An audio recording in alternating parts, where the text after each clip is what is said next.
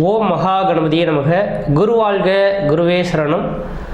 ஆன்மீக அன்பர்கள் அனைவருக்கும் இனிய ஆங்கில புத்தாண்டு நல்வாழ்த்துக்கள். இந்த வீடியோவில் பார்த்தீங்க அப்படின்னாக்கா ஆன்மீகம் சம்பந்தமான தகவல்களை கொடுக்கணும் அப்படின்றக்காக தனக்குன்ற ஒரு சேனல் வேணும் அப்படின்ற நோக்கத்தோட இந்த 2024ஆம் ஆண்டு புத்தாண்டுலேருந்து இந்த புதிய சேனலானது என்னோட தனிப்பட்ட முறையில் இந்த சேனலானது நடைபெற இருக்குது. இந்த சேனலுக்கு ஆதரவு தரக்கூடிய அனைத்து ஆன்மீக அன்பர்களுக்கும் எனது முதற்கண் வணக்கத்தை தெரிவித்துக் கொள்கின்றேன்.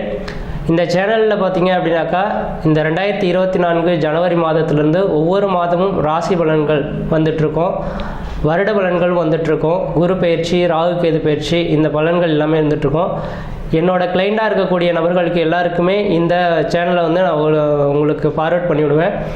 இதில் என்னோடய சேனலில் நீங்கள் பார்த்துட்டு ஏதாவது தகவல்கள் வேணும்னாலும் இதிலே நீங்கள் கமெண்ட் தெரிவிச்சிங்கனாலும் அது சம்மந்தமான ஒரு ஒவ்வொரு மாதமும் அதுக்குன்ற ஒரு தனித்த வீடியோவை செயல்படுறதுக்கு காத்துட்ருக்கோம். நீங்கள் எனக்கு ஆதரவு கொடுக்கக்கூடிய அமைப்புகளை பொறுத்து தான் இந்த சேனலோட வளர்ச்சிகள் இருக்கும் அப்படின்ற விதிங்க. அதில் முதலாவதாக இந்த சேனலில் பார்த்தீங்க அப்படின்னாக்கா 2024ஆம் ஆண்டிற்கான ஆங்கில புத்தாண்டு ராசி பலன்களை நம்ம இந்த சேனலில் முதலாவதாக பார்த்துட்ருக்கோம். இதுக்கு நீங்கள் ஆதரவு கொடுக்கறத வச்சு தான் இந்த சேனலோட எப்படி நான் இந்த அளவுக்கு உங்களுக்கு பயனுள்ள தகவல்களாக ஒவ்வொரு மாதமும் என்னென்ன தகவல் கொடுக்கணும் அப்படின்றத நான் பார்த்துட்ருக்கேன் அப்படின்ற விதிங்க. முதலாவதாக பார்த்தீங்க அப்படின்னாக்கா 2024ஆம் ஆண்டிற்கான ஆங்கில புத்தாண்டு ராசி பலன்களை பார்க்க இருக்கிறோம். நம்ம இந்த வீடியோ மூலமாக 2024ஆம் ஆண்டிற்கான புத்தாண்டு ராசி பலன்களை பார்க்க இருக்கிறோம். குறிப்பாக இந்த வீடியோவானது பார்த்தீங்க அப்படின்னாக்கா மீன ராசிக்கான வீடியோ. இந்த மீன ராசிக்காரர்களுக்கு 2024ஆம் ஆண்டு புத்தாண்டு எப்படி இருக்குது அப்படின்றத பார்க்கும்போது வருட கிரகங்களை அனுசரிக்கும் போது உங்கள் ராசியிலேயே ராகு பகவானும் 7ஆம் இடத்துல கேது பகவானும் இருக்கிறார்.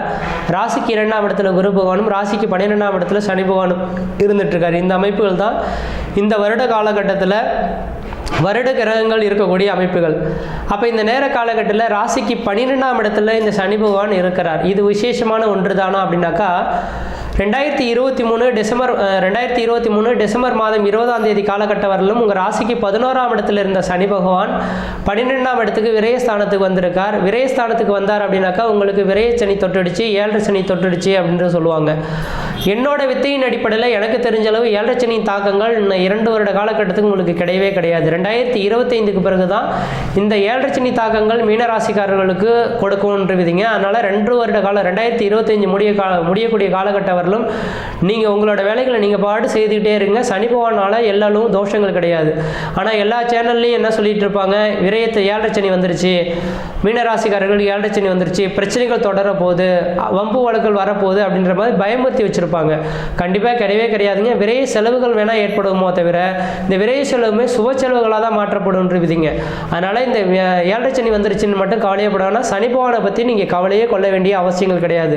இந்த சனி பகவான் எதை மாதிரியான அமைப்புகளை தருவார் அப்படின்னு பார்த்தீங்கன்னாக்கா இந்த சனி பகவான் 12ஆம் இடத்துல இருக்கிறதுனால இந்த 12ஆம் இடத்துல இருக்கிறதுனால மீனராசிக்காரர்கள்லாம் ஊரை விட்டு வெளியூர், வெளிமாநிலம், வெளிநாடு தொடர்புகள் பெறத்துக்கான வாய்ப்புகள் உருவாகுன்ற விதிங்க. அதனால் இந்த நேர காலங்களில் மீனராசிக்காரர்கள் யாராக இருந்தாலும் ஊரை விட்டு வெளியூர், வெளிமாநிலம், வெளிநாடு தொடர்பு பெறணும்னாக்கா யோசிக்காமல் வெளிநாடு போகிறது ஓரளவுக்கு விசேஷமான பலன்களை தரும். வெளிநாடு கிளம்புனீங்கன்னாக்கா அங்கேயே ஒரு 3 வருட காலகட்டங்கள் இருக்கிறதுக்கான ஒரு வாய்ப்புகளும் உருவாகுன்ற விதிங்க. அதனால் வெளிநாட்டுக்கான அமைப்புகள் வேணால் இந்த சனி பகவானால் கொடுக்குமோ தவிர எந்த விதத்திலையும் பாதிப்புகள் இருக்கிறதுக்கான வாய்ப்புகள் இல்லை அப்படின்ற விதிங்க. அதனால் மீனராசிக்காரர்கள் வெளிநாடு சம்பந்தமான அமைப்புகள், வெளியூர் சம்மந்தப்பட்ட தொழில்களுக்கு முயற்சி எடுக்கிறது ஓரளவுக்கு நல்ல பலன்களை தரும். அதே வேளையில் இந்த ராகு பகவான் பார்த்தீங்கன்னா லக்னத்தில் உங்கள் ராசியில் உட்காந்துருக்கார், 7ஆம் இடத்துல கேது பகவான் இருக்கார். அதனால் கேது பகவான் 7ஆம் இடத்துல இருக்கிறதுனால இந்த நேர காலகட்டத்தில் கணவன் மனைவி உறவுகளை கொஞ்சம் விட்டு கொடுத்து போயிடுங்க. ஏன்னா 7ஆம் இடத்துல கேது பகவான் வந்துட்டாவே குடும்பத்தில் பார்த்தீங்கன்னாக்கா பிரிவுகள், பிரச்சனைகளை கொண்டு வந்து கொடுத்துருவாருங்க. அப்போ இந்த நேர காலகட்டத்தில் எனக்கு தெரிஞ்சளவு கணவன் மனைவி உறவுகளில் மட்டும் கொஞ்சம் விட்டு கொடுத்து போகணுன்ற விதிங்க. விட்டு கொடுத்து போனீங்கன்னா ஓரளவுக்கு பிரச்சனைகள் கிடையாது. கொஞ்சம் விட்டு கொடுத்து போகாமல் விட்டுட்டிங்கனாக்கா கணவன் மனைவி உறவுகளில் சாதாரண சின்ன பிரச்சனைகள் பெரிய லெவலில் பாதிப்புகள் ஏற்படுறதுக்கான வாய்ப்புகள் உருவாகும். அதனால் கணவன் மனைவி உறவுகளை கொஞ்சம் விட்டு கொடுத்து போங்க. இதுக்கான கோயில் பரிகாரங்கள் அப்படின்னு பார்த்தீங்கன்னாக்கா கும்பகோணம் பக்கத்தில் இருக்கக்கூடிய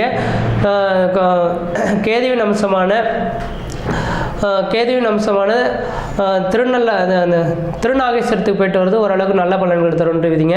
வாய்ப்பு கிடைச்சிது அப்படின்னாக்கா திருநாகேஸ்வரர் போயிட்டு ராகுவானுக்கு பாலாபிஷேகம் பண்ணி கண்குளர பார்த்துட்டு வந்துட்டீங்க அப்படின்னாக்கா இந்த கணவன்மணி உறவுகளில் இருக்கக்கூடிய பிரச்சனைகளுக்கு ஒரு தீர்வு ஏற்படக்கூடிய காலகட்டம் உருவாகுன்றவிதிங்க. அதே வேளையில் பார்த்தீங்கன்னாக்கா இந்த மீனராசிக்காரர்களுக்கு கடந்த ஒரு 6 மாத காலமாக வரவுக்கு மீறிய செலவுகளும் கடன்களும் மிஞ்சிருக்குன்றவிதிங்க. இது எல்லா ஜோசியரும் 7 சனி வருதுன்னு சொல்கிறாங்களே, கண்டிப்பாக 7 சனி தான் வந்துருச்சோ என்னமோ தெரியலையே. எனக்கு இதுக்கு முன்னாடி நல்ல லாபங்கள் இருந்தது, வருமானங்கள் இருந்தது. ஆனால் இந்த நேரத்தில் வருமானம் குறைஞ்சி போயிடுச்சு, பிரச்சனைகள் வந்துருச்சு, பணத்தட்டுப்பாடு ஏற்படுது அப்படின்ற மாதிரி ஒரு பய உணர்வுகளானது இந்த மீனராசிக்காரர்களுக்கு கடந்த ஒரு 6 மாத காலமாக உருவாயிருக்குன்றவிதிங்க. இதுக்கு காரணம் சனி பகவானோட அமைப்பு கிடையாதுங்க. ராசிக்கு 2ஆம் இடத்துல இருந்த ராகு பகவானும் அந்த குரு பகவான் வக்ரகத்தில் இருந்ததுனால தான் பிரச்சனை அப்படின்றவிதிங்க. இந்த 2 அமைப்புகளுமே இந்த டிசம்பர் மாதத்தோட முடிஞ்சு போயிடுச்சு. ஏன்னா ராசிக்கு 2ஆம் இடத்துல இருந்த ராகு பகவான் ராசியை நோக்கி வந்துட்டார்.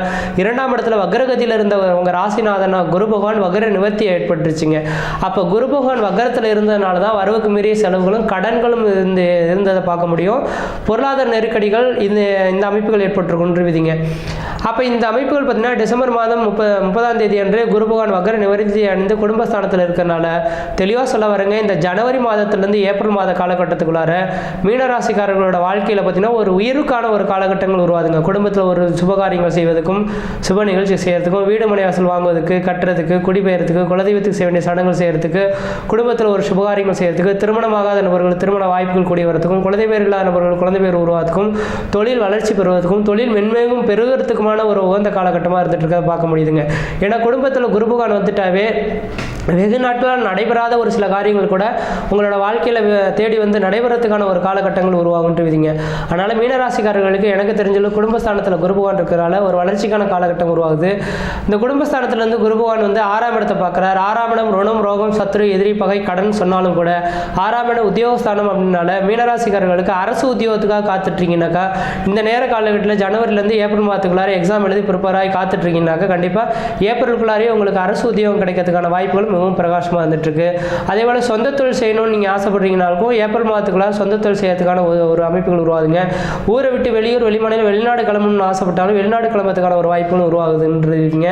அப்போ தொழில் சார்ந்த விஷயங்கள் உங்களுக்கு வளர்ச்சி பெறக்கூடிய காலகட்டமாக இந்த ஜனவரிலேருந்து ஏப்ரல் மாதம் இருக்குங்க. இந்த நேர காலங்களில் தொழிலில் எந்த அளவுக்கு முக்கியத்துவம் கொடுத்து நடக்கிறீங்களோ அந்த அளவுக்கு தொழில் வளர்ச்சிகள் பெறக்கூடிய காலகட்டம் உருவாகுன்றீங்க. ஏன் என்ன காரணம்னாக்கா இந்த நேரத்தில் குடும்பத்தில் குரு பகவான் இருக்கக்கூடிய காலகட்டத்தில் தான் தொழில் மென்மேலும் உருவாகத்துக்கான ஒரு காலகட்டம் உருவாகும். அதனால தொழிலுக்கான ஒரு உகந்த காலகட்டமாக இருந்துட்டு இருக்கு.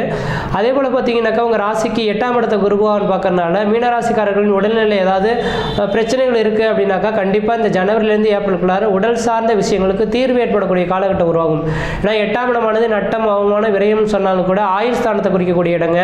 ஒருவேளை படுக்கையில் 60 வயதுக்கு மேற்பட்ட நபர்கள் படுக்கையில் இருக்கீங்க, எங்களுக்கு ஏதோ ஆயுள் கண்டம் ஏற்படுமோ அப்படின்ற மாதிரி நினைக்கக்கூடிய நபர்களாக இருந்தாலும் நூலில் நீங்கள் காப்பாற்றப்படுவீங்க என்று விதிங்க. அதனால் இந்த நேர காலகட்டமானது எனக்கு தெரிஞ்சளவு ஓரளவுக்கு கொஞ்சம் வளர்ச்சிக்கான ஒரு காலகட்டமாகவே இருந்துட்டு இருக்கிறத பார்க்க முடியுது. உங்களுக்கு ஆயில்லாம் பிரச்சனைகள் எதுவும் ஏற்படுறதுக்கான வாய்ப்புகள் கிடையாது. ஆயில்லாம் ஓரளவுக்கு நலமாகவே இருந்துட்டு இருக்கும். அதே போல் பார்த்தீங்கன்னாக்கா இந்த குரு பகவானோட பார்வையானது உங்கள் ராசிக்கு 10ஆம் இடத்துக்கு படம் இருக்கிறத பார்க்க முடியுதுங்க. அப்போ 10ஆம் இடமானது தொழில் ஸ்தானம் அப்படின்றனால தொழில் வளர்ச்சிகளும் பெறக்கூடிய காலகட்டமாக இந்த 2024ஆம் ஆண்டு இருக்குது. அப்போ 2024 மீனராசிக்காரர்களுக்கு ஓரளவுக்கு வளர்ச்சி நிறைந்த ஆண்டாக தான் இருக்குது. முயற்சி எடுத்து பாருங்கள், கண்டிப்பாக வெற்றி பெறுவீங்கள். நன்றி, வணக்கம்.